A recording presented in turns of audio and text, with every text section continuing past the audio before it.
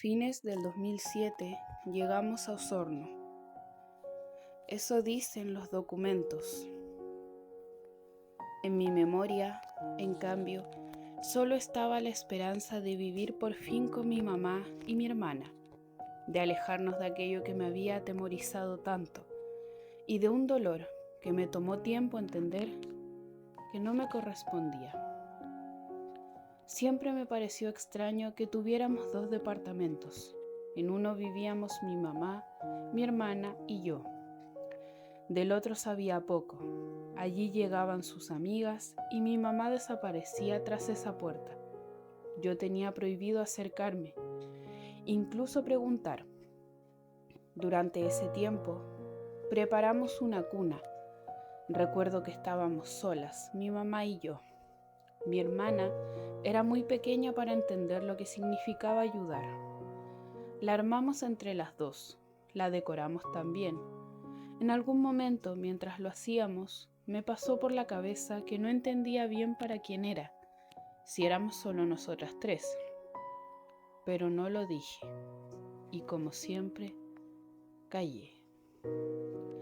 Mi rutina se dividía entre ir a la escuela y volver.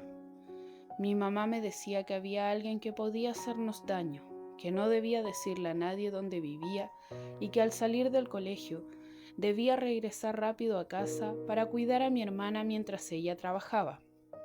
No me molestaba, no podía salir, pero al menos podía comer y sentía que esta vez nadie volvería a hacernos daño si yo le obedecía y no me atrevía a salir. Un día llegó sola con una bebé. Era muy pequeña. Su imagen sigue clara en mi mente. Se acercó y me dijo: "Cuídala como si fuera tuya". Y ahí comenzó una nueva etapa. Sin tener la edad para entenderlo, asumí un rol que no sabía nombrar. No me molestaba, pero tenía miedo. No creía en mí.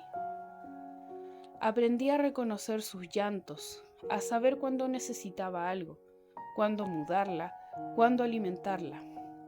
Mi rutina pasó a girar en torno a volver rápido a casa para cuidarla. La sentía como mi bebé. En mi ignorancia incluso la empaché alguna vez. Y entonces sentí que había hecho algo mal, aunque no entendía qué. Según los documentos, ese año tuve un promedio normal de notas en el nuevo colegio. Aprender no era difícil para mí, pero mi mente estaba en otra parte, en volver, en cuidar, en no fallar. Un día ocurrió algo que hoy sé que pudo evitarse. La bebé se movía en su andador, correteaba y sonreía como siempre.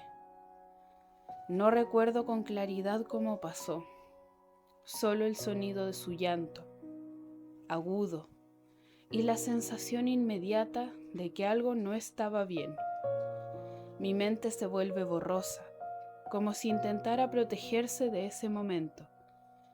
Solo me veo a mí, una niña sosteniendo una bebé que lloraba, quemada entre sus brazos, y no entendía lo que le pasaba a su piel. Las marcas quedaron en ella visibles, imposibles de ignorar. En mí quedó otra cosa, un recuerdo que no se ha ido, que pesa. Como si esas heridas, aunque no estén en mi piel, también fueran mías, como cicatrices que permanecen en la memoria, quemaduras que no se ven, pero que también me marcaron para siempre. En ese momento lo entendí de una sola forma: es mi culpa. Eso era lo único que podía pensar. Más tarde mi mamá llegó, enojada, y se la llevó. No sé cuánto tiempo pasé sin verla. Yo era una niña, pero me sentía responsable. Me sentía culpable. Me dolía. Y en ese tiempo comenzaron a llegar más cosas a la casa. Regalos, más comida. Yo no entendía por qué. Era alguien que de vez en cuando venía a ver a mi mamá, pero nunca entraba. Yo solo lo veía llegar hasta las rejas de la entrada. Nunca lo vi entrar. Cada vez que aparecía, algo cambiaba. Había más harina, comíamos más tranquilas. Mi mamá también se veía distinta, más en paz, pero dudosa. Aunque yo no sabía explicar por qué, aún así el otro departamento seguía siendo un lugar prohibido, del que no podía preguntar. Pasó el tiempo sin que yo entendiera del todo lo que ocurría. Solo se vivían. Después vino el terremoto del 2010. Recuerdo que la pasamos las 4 solas. No tengo muchos detalles de cómo fue, quizá porque me encontró durmiendo, pero recuerdo que al menos estábamos juntas. Después de eso, mi mamá comenzó a decir que nos íbamos a cambiar, que su trabajo nos había dado una casa y que aquella persona que nos traía regalos viviría con nosotras. En mi inocencia infantil no comprendía lo que significaba, pero me sentía tranquila. Por primera vez en mucho tiempo podía dejar de pensar tanto en lo que había quedado atrás. Tenía miedo, pero veía a mi mamá con decisión y fuerza, y eso me tranquilizaba. Aún así, en mis ratos de soledad y responsabilidad me preocupaba. Sentía que tenía que ayudarle. Con el tiempo, algo empezó a cambiar. No fue de un día para otro ni de forma evidente, pero se sentía distinto. Había más movimiento, más planes, más cosas que hacer. Mi mamá hablaba constantemente de la casa, que era algo propio.